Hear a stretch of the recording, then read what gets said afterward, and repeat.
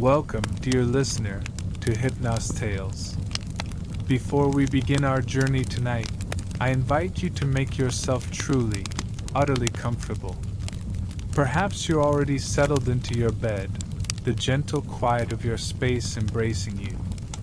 Feel the comforting weight of the blankets, the gentle support beneath you. Let your shoulders relax, your jaw soften. Allow any lingering tension from your day to simply melt away, like a wisp of morning mist touched by the very first rays of the sun. Allow your entire body to sink deeper, heavier, into its resting place. To best enjoy this tale, and to help guide you towards deep sleep, I recommend closing your eyes. Let my voice be the sole focus, a gentle current carrying you through time. If you truly enjoy this journey, and find peace in these whispers from the past, please consider gently tapping that like button and subscribing to Hypnos Tales. Your support helps us continue to craft these soothing historical journeys for you.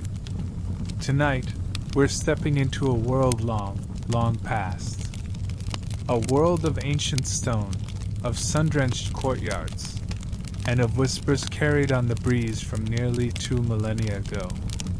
We're going to spend a full, tranquil Roman day, from the earliest hints of dawn to the deep hush of night, within a city that once pulsed with life.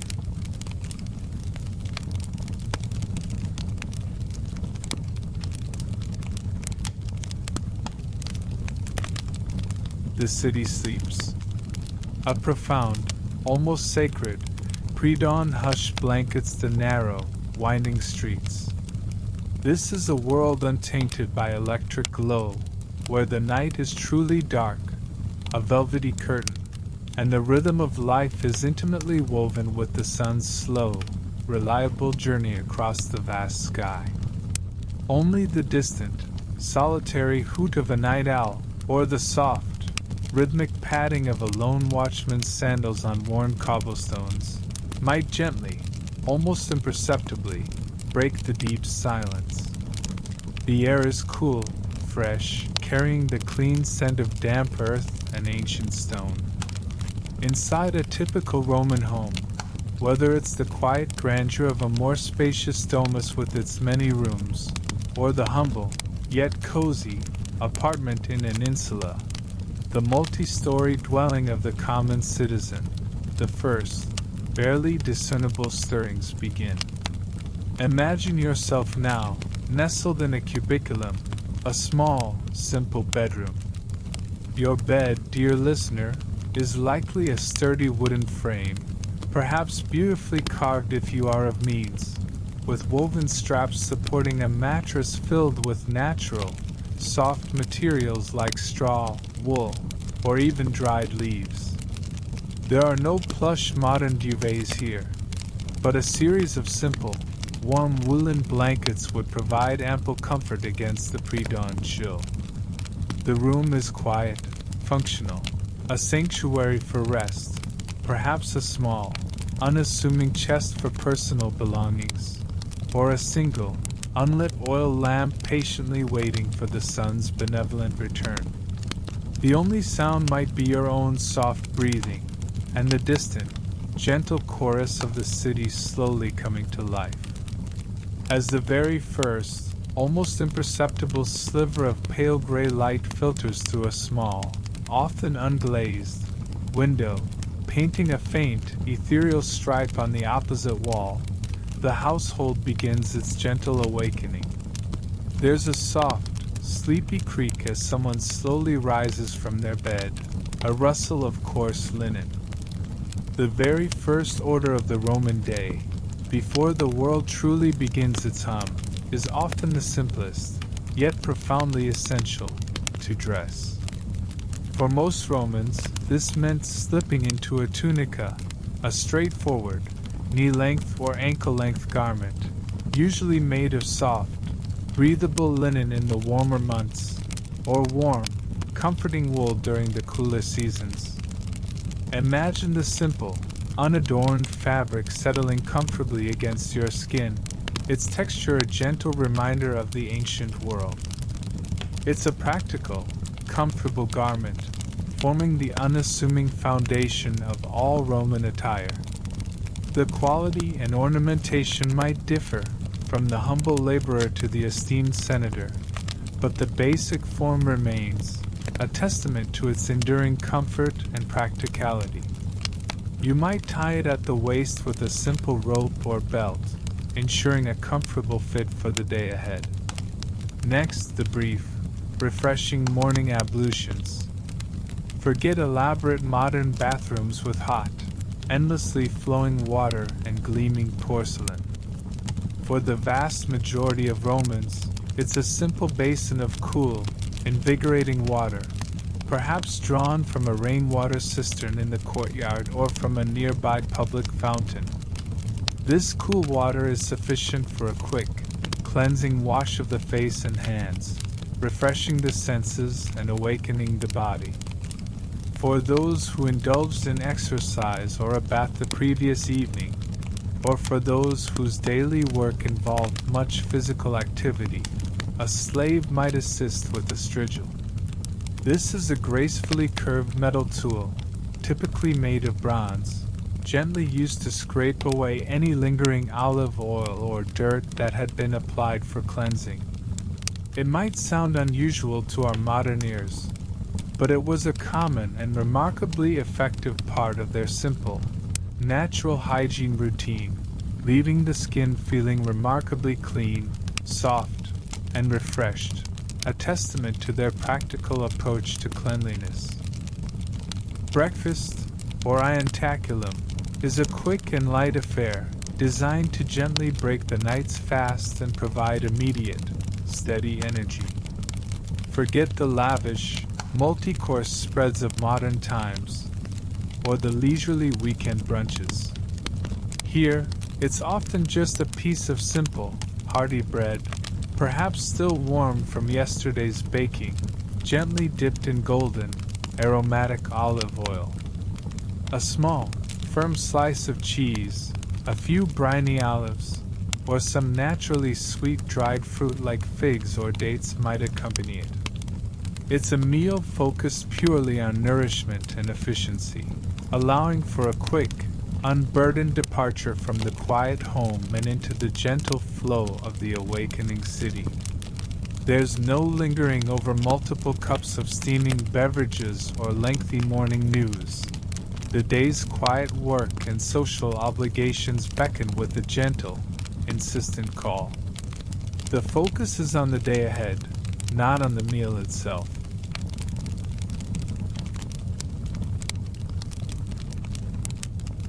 With the sun now truly illuminating the city, casting a warm, golden glow on the terracotta roofs and highlighting the ancient stone architecture, the gentle stirrings of dawn have given way to a soft, vibrant hum of purposeful energy.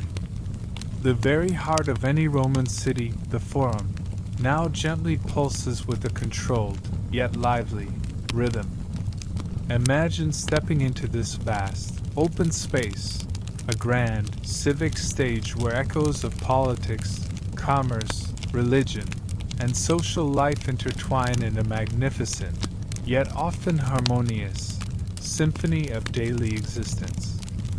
You're immediately enveloped in a kaleidoscope of soft sights and sounds.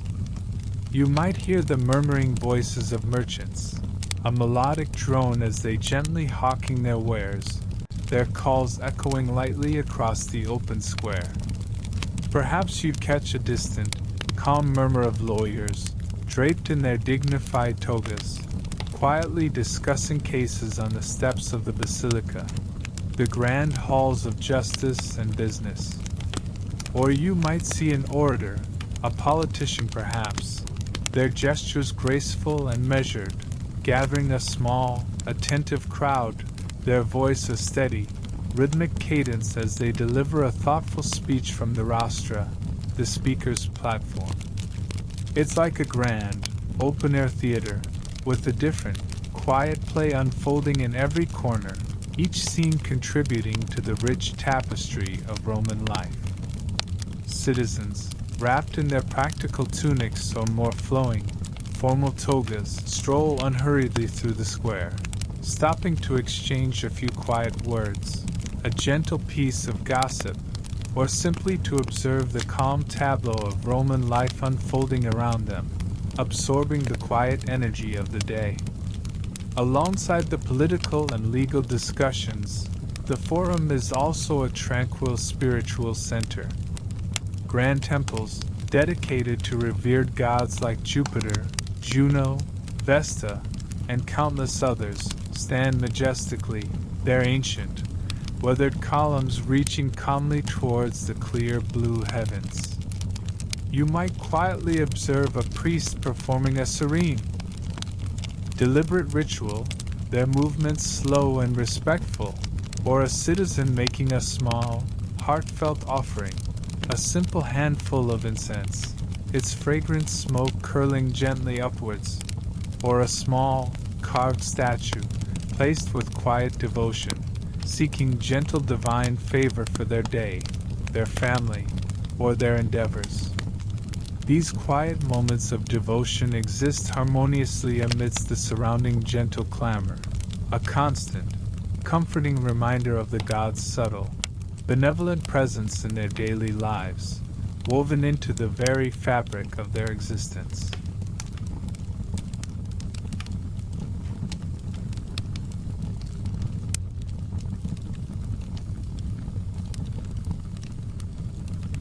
From the Grand Forum, let's allow our minds to wander into the specialized markets that gently, efficiently feed this vibrant city. The Roman economy thrived on careful, organized trade, and these markets were its soft, beating heart, providing nourishment and goods for all. The Macellum, the meat market, might carry a faint, earthy aroma, a natural scent of the countryside, but it's a vital hub of daily sustenance. Here, butchers, their hands busy and practiced, carefully display cuts of pork, lamb, and beef. Imagine the soft glint of their well-worn knives as they work with quiet efficiency, the rustic scent of raw meat mingling with the sharper, fresher aroma of herbs from a nearby stall. Nearby, the Piscarium, the fish market, offers the day's fresh catch, brought in from the sea or local rivers. Fish, sometimes kept alive in shallow tanks to ensure absolute freshness, might make a soft splash in their pools, patiently awaiting a discerning buyer. The faint, clean scent of the sea, even inland, is a gentle reminder of the trade routes that bring sustenance and connection to the city. Then there are the vibrant, bustling stalls overflowing with nature's bounty. Piles of deep purple figs, plump, green grapes, rosy apples, and bright pomegranates spill invitingly from rustic wicker baskets, creating a visual feast of natural color and texture.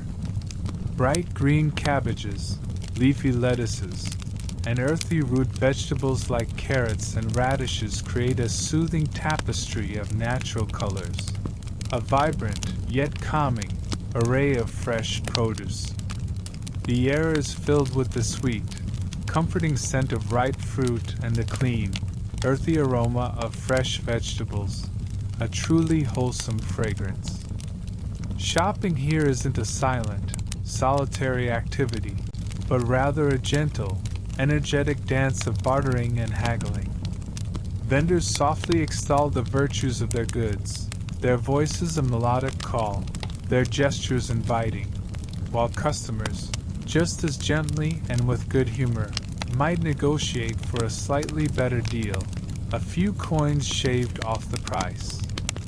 The soft clink of bronze coins, the lively, yet quiet, banter, the occasional light laughter, it's a harmonious symphony of everyday commerce, a comforting ritual of human interaction, lining many of the quieter side streets, especially near the markets, are the taberni, small, intimate shops, often little more than a single, open room spilling directly onto the street.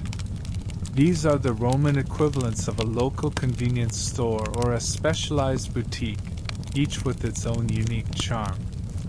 Here, you might find a shoemaker meticulously crafting soft leather sandals with quiet taps and expert stitches, a potter glazing his latest amphora with careful, precise strokes, or a bookseller gently displaying precious papyrus scrolls, rolled and tied with care.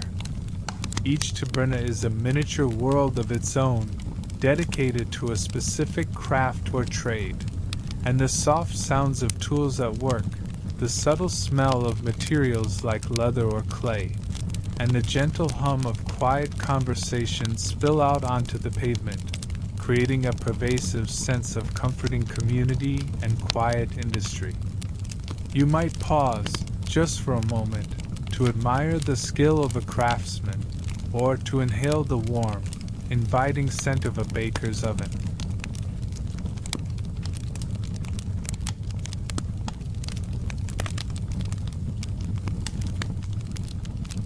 Amidst all this gentle adult activity, the children of Rome are also finding their place, their youthful energy a bright, calming thread in the city's fabric. In quieter side streets, away from the main thoroughfares, or in the sun-dappled courtyards of homes, you might see them playing simple, timeless games. Imagine them gently chasing wooden hoops with sticks, the soft click-clack echoing faintly, or rolling smooth terracotta balls across the dusty ground. Perhaps they're playing with small, intricately carved wooden dolls, or engaging in a quiet game of knucklebones. Their laughter is universal, a pure, innocent sound that transcends millennia, connecting us to the pure joy of childhood across time. For many boys and some girls, particularly from wealthier, more progressive families, the morning meant school, the ludus literarius. These weren't grand, imposing institutions like our modern schools. Often, they were just a single, open room, or even an open portico, perhaps part of a larger building or even simply a shaded corner of a public space. Imagine a dozen or so children, sitting on low stools, carefully, diligently scratching letters into wax tablets with the blunt-tipped stylus. The air might be filled with the soft, rhythmic chant of multiplication tables, recited in unison, or the gentle, focused scraping sound of styluses on wax, a sound of quiet concentration. It's a world without bright, glowing screens or complex projectors, where learning is tactile, focused, and often accompanied by the quiet hum of diligent effort. Their lessons would gently focus on reading, writing, and basic arithmetic, the essential skills for navigating life in a bustling, yet peaceful, Roman city. For the privileged few, after mastering these basics, higher education in rhetoric and philosophy would quietly follow, preparing them for careers in law, public service, or the quiet pursuit of wisdom. The sounds of their learning are a gentle, consistent backdrop to the morning, a testament to the enduring value of knowledge.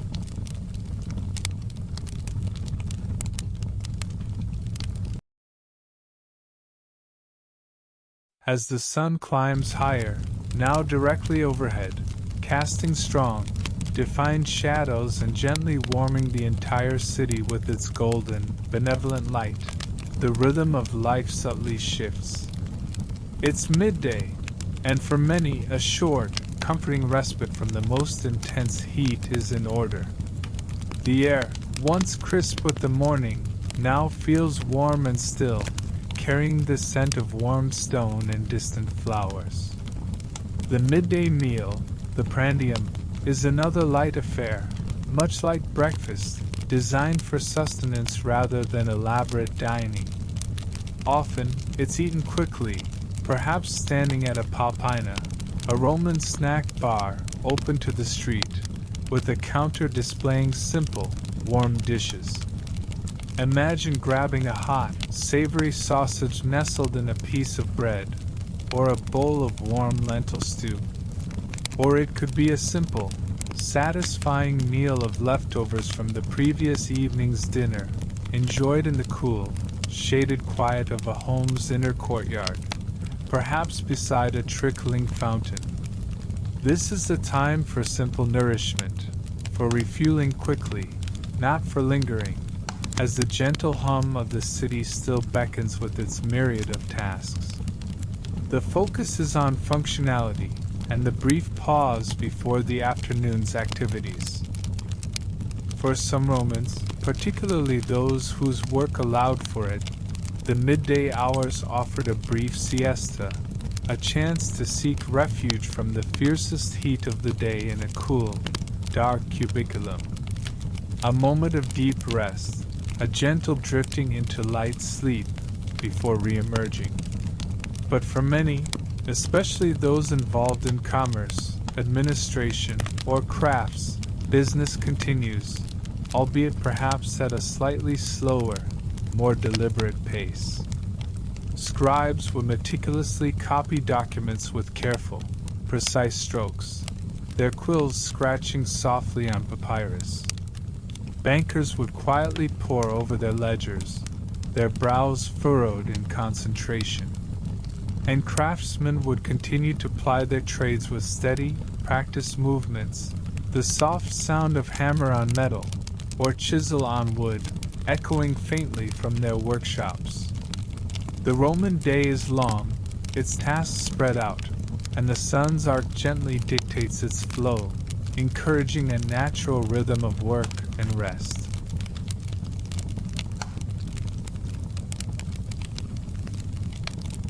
But as the afternoon progresses, and the sun begins its slow descent from its zenith, a powerful, gentle draw begins to pull many Romans towards the true social heart of the city, the Roman baths.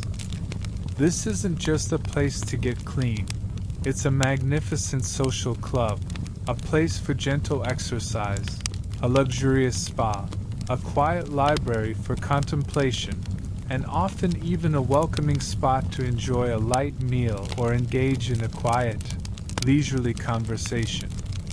Imagine, dear listener, your local gym, spa, and community center, all harmoniously rolled into one grand, architecturally stunning building, meticulously designed for both the body and the mind, a sanctuary from the world outside. As you imagine stepping into the baths, the sheer scale is often breathtaking. Polished marble gleams with a soft luster under the high ceilings, grand arches soar gracefully overhead, and natural light streams softly through high windows, illuminating dust motes dancing in the humid air, like tiny, golden specks. The atmosphere is warm, infused with the clean, natural scent of olive oil, a hint of subtle perfume, and the comforting dampness of warm water, a truly calming sensory experience. Your journey through the baths would gently begin in the apoditorium, the changing room. Here, you would calmly shed your outer garments, perhaps folding them neatly, or entrusting them to a respectful slave, or placing them in a small, secure cubby within the wall. Then, many would gently proceed to the palestra, the open-air exercise yard. Here, you'd observe men and women, at separate times or in their own distinct sections, maintaining modesty, engaged in various gentle activities, perhaps a quiet wrestling match, the soft thud of a thrown discus arcing through the air, a gentle ball game with soft leather balls, or simply a leisurely run around the perimeter. The sounds of light exertion, quiet grunts of effort, and soft, contented laughter mingle in the open air, a harmonious blend of activity and relaxation. After a period of gentle exercise, it's time to move towards the soothing warmth. You would proceed first into the tepidarium, the warm room. The air here is humid and pleasantly warm, enveloping you like a soft blanket, gently preparing your body for the greater heat to come, allowing your muscles to relax. Then, you step into the caldarium, the hot room. This is the steamiest, hottest chamber, heated by an ingenious underfloor heating system called the hypocaust, where hot air circulates beneath the floor and within the walls, creating a pervasive, even heat. Here, you'd experience a deep, cleansing sweat, feeling toxins gently leaving your body. Many would then apply soothing olive oil to their skin, which would mix with the sweat and any impurities. This mixture would then be gently scraped off with a strigil, leaving the skin feeling remarkably clean, soft, and refreshed. It's a surprisingly effective, if traditional, form of cleansing, a ritual of purification and renewal that dates back centuries. Finally, for the truly invigorating and awakening experience, there's the refreshing plunge into the frigidarium, the cold room. A clear, cool pool awaits, its surface shimmering faintly. Stepping into it offers a brisk, refreshing shock to the system after the deep heat, invigorating the senses and closing the pores. The soft splash of water, the quiet, contented gasps of bathers, it's a moment of exhilarating contrast, leaving you feeling revitalized and deeply clean, ready for the evening ahead. But the baths are about far more than just hygiene. They are a vibrant, welcoming social melting pot. Here, patrons and clients might conduct informal, quiet business discussions, their voices low and measured. Friends would share gentle gossip, their whispers barely audible. Philosophers might engage in calm, reasoned debate, their words flowing smoothly.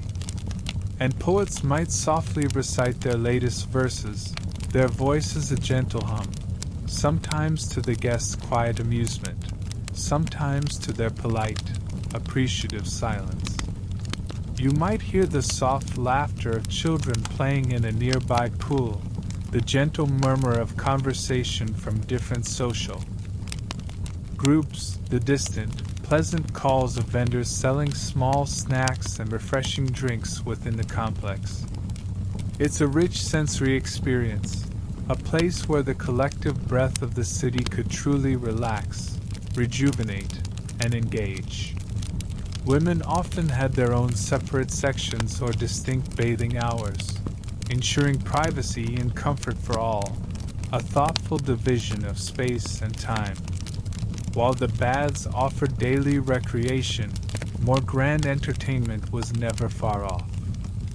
For the truly spectacular, though not our primary focus tonight, the theaters and amphitheaters beckoned. Imagine the grand semicircular theater, its tiers of seats rising gently under the open sky. Here, comedies with their witty banter and exaggerated masks, or profound tragedies, would captivate audiences. The gentle roar of shared laughter, the collective, soft gasp of wonder, the quiet ripple of shared emotion from a crowd witnessing a dramatic performance. It was a powerful, unifying experience, a communal storytelling. And then, there was the amphitheater. While our gentle journey focuses on the serene aspects of daily life, it's worth a brief, calm acknowledgement of the immense spectacle of gladiatorial contests and beast hunts that sometimes took place here. Imagine the sheer scale of the architecture, the dizzying height of the walls, and the sheer volume of the crowd. While the events themselves could be intense, the atmosphere was uniquely Roman, a collective murmur and occasional roar from tens of thousands of people, a palpable tension and excitement that consumed the city. For a Roman citizen, it was a profound experience of shared civic identity and thrilling entertainment, a world apart from our peaceful journey tonight, but an undeniable part of their broader experience.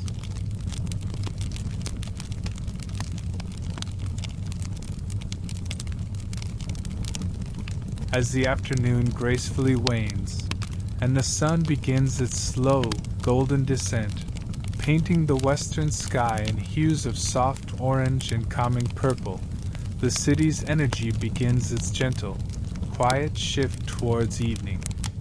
Many Romans, having completed their day's labors and taken their refreshment at the baths, now turn their thoughts towards the comforting solace of their homes. Let's step inside first, the more spacious and elegant domus of a wealthier Roman family, a private world of tranquility nestled within the bustling city. Behind often unassuming outer walls, a domus is a true sanctuary of peace. You would typically enter through the fauces, a short, welcoming corridor, which opens directly into the atrium.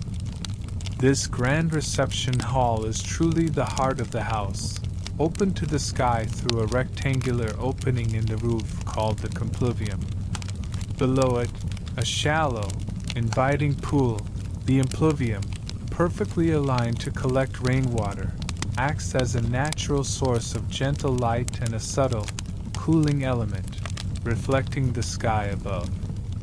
Imagine the soft, rhythmic patter of rain during a summer shower, echoing peacefully through this calm, central space, a soothing symphony of nature. Around the atrium are several small, cozy cubicula, the bedrooms, each offering quiet privacy and a sense of retreat.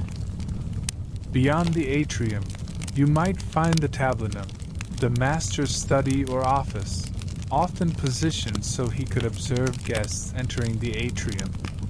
Here, he might quietly receive clients or conduct important family business, surrounded by scrolls and personal effects.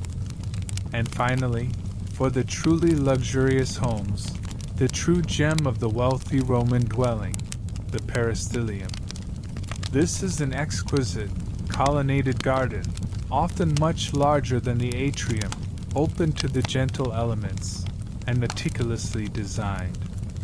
It would be filled with fragrant plants, roses, lilies, herbs, perhaps a small, trickling fountain whose constant, gentle murmur provides a soothing backdrop, and beautifully adorned with graceful statues and vibrant frescoes.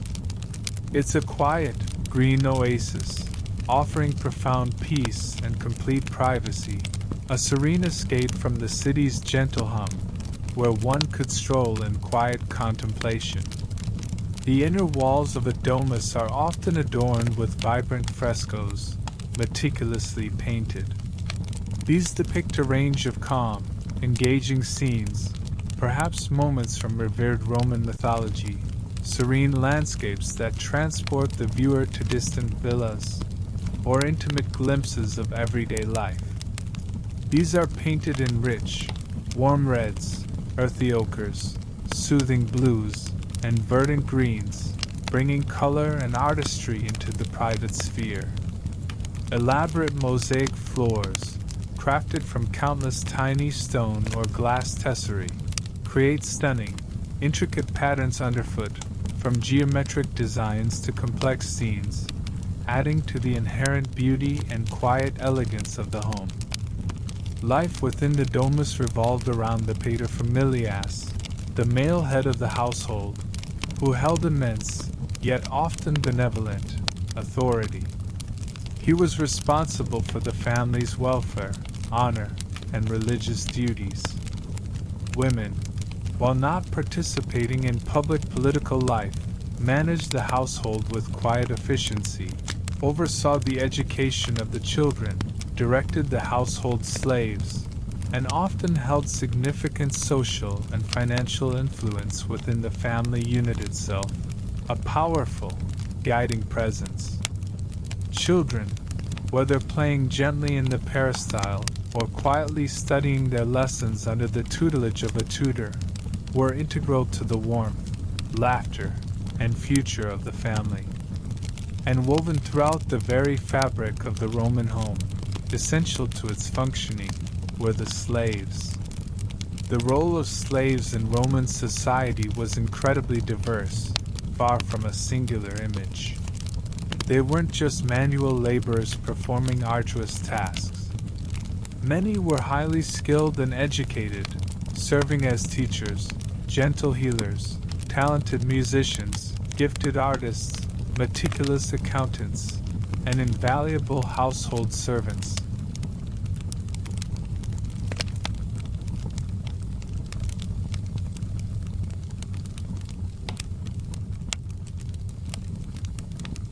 As evening truly descends, and the last vestiges of daylight fade, the anticipation of the cena, the main meal of the day, dinner, begins to settle over the household. For the wealthy, this was often a grand affair, a multi-course banquet, and indeed the highlight of their social life, a time for true relaxation and conviviality. Imagine, dear listener, reclining comfortably on cushioned couches, known as triclinia, typically arranged in a relaxed U-shape around a low, central table. It's a much more relaxed and intimate setting than our modern upright dining, inviting ease, long conversations, and comfortable repose. Guests might remove their sandals and be offered cool water for their feet, a gesture of deep hospitality. The meal itself would be a symphony of subtle flavors, evolving over several courses. While we often think of Romans as eating exotic meats, their staple diet was far more humble and grounding. Wheat, primarily in the form of freshly baked bread, was paramount, a staple for every meal. Golden, aromatic olive oil was the primary cooking fat and condiment, drizzled generously over dishes. And wine, always diluted with water for a gentler, more extended consumption, was the common drink, its flavor varying from sweet to dry, often mixed with honey or spices. Dinner parties weren't just about food, they were about gentle conversation, subtle entertainment, and a quiet display of hospitality and refinement. Musicians might play the soft, reedy strains of a lyre or a gentle flute, their melodies weaving through the air. Dancers might perform graceful, flowing movements, adding visual beauty to the evening. Or a poet might softly recite his latest verses, his voice a gentle hum, sometimes to the guests' quiet amusement, sometimes to their polite, appreciative silence. It's a time for thoughtful intellectual exchange, gentle debate, and strengthening precious social bonds, a true art of living. But not everyone lived in a grand domus or attended lavish dinner parties. For the vast majority of Roman citizens, life was lived in the insulae, the multi-story apartment blocks that gently towered over the narrow, winding streets. Imagine buildings of 3, 4, or even 5 stories, often constructed from more modest materials, with multiple families finding their cozy, self-contained spaces within. The living conditions in an insula were more communal and functional. Spaces were often smaller, privacy less abundant, and the constant concern about fire, given the wooden elements in construction, was always a silent presence, though generally well managed by the vigiles. Cooking might be done on small, portable charcoal braziers in shared areas or within tiny kitchens, and water would have to be fetched from a nearby public fountain, a daily ritual that brought neighbors together and fostered casual interaction. But even here, in these more modest dwellings, there was a strong, comforting sense of community. Neighbors would know each other, children would play together in the shared courtyards or on the quiet street below, and the ground floor of an insula often housed more tabernae, adding to the vibrant, yet gentle, street life just outside the door. Life was lived more publicly, less privately, but with a robust, comforting sense of shared existence and mutual support. Food for the common Roman living in an insula might be simpler: more bread, wholesome porridge, pulse, hearty vegetables, and perhaps salted fish or more affordable cuts of meat.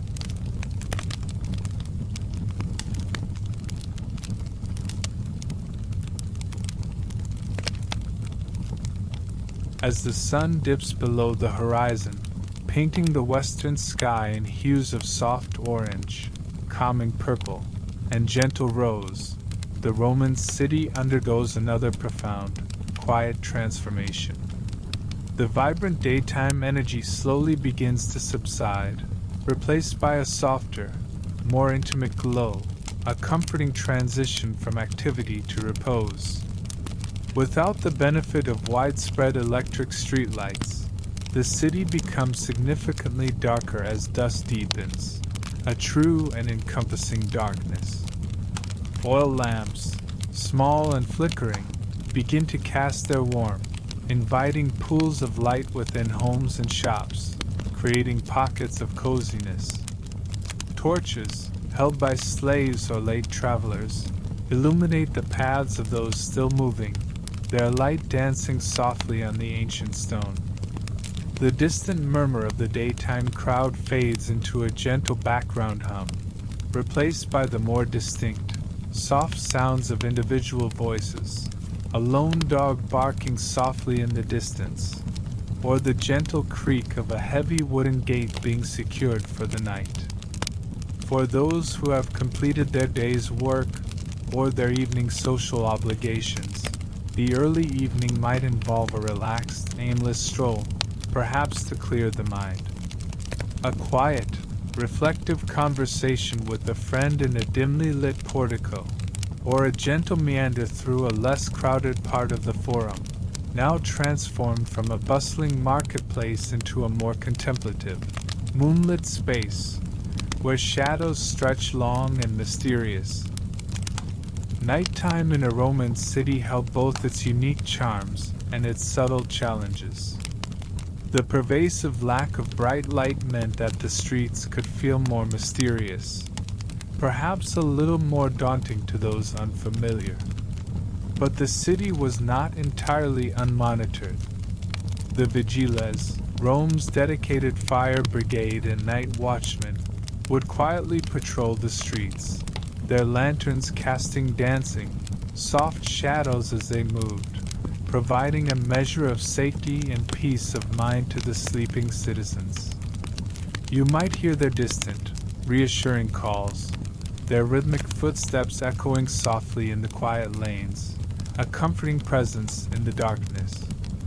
As the late evening progresses, a profound, calming hush begins to fall over the city. The laughter from the scene fades into contented silence, replaced by the sounds of happy reflection. The last shops close their heavy wooden doors with a soft, final thud. The creak of carts diminishes to nothing, their drivers having reached their destinations. Slowly, steadily, the comforting sounds of sleep take over, the gentle rustle of fabric as someone turns in their bed, the deep, even breaths of a vast, slumbering city finding its rest.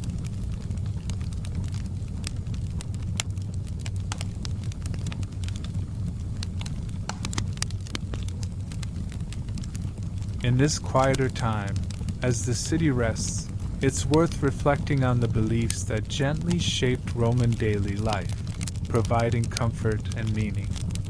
Beyond the grand public temples, which stood as monuments to the state religion, every Roman home, no matter how humble, had its own small, sacred shrines dedicated to the Laras and Penates, the revered household gods and protective spirits who watched over the family and its provisions. Daily prayers and small, simple offerings of wine, incense, or fruit were common, quiet, heartfelt acknowledgments of the divine presence in their everyday lives, a comforting ritual of gratitude and hope.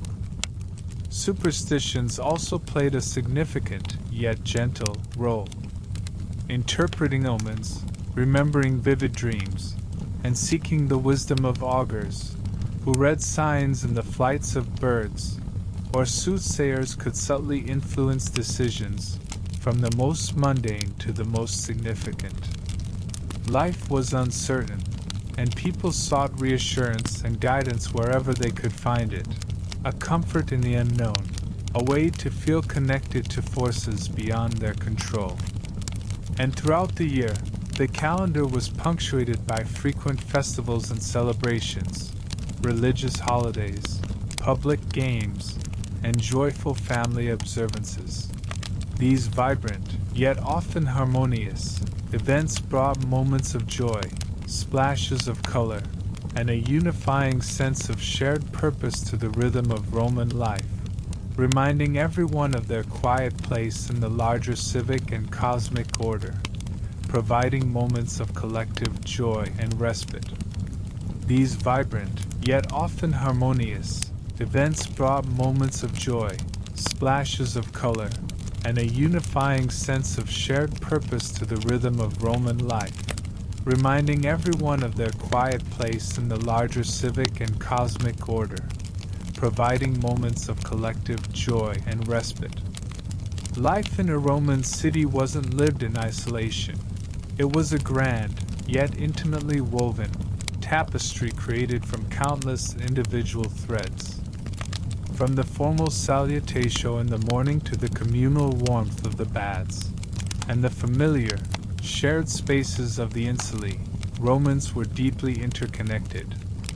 They relied on their neighbors, their families, their patrons, and the larger urban fabric to navigate their days, finding strength and comfort in their collective existence, a timeless echo of human connection.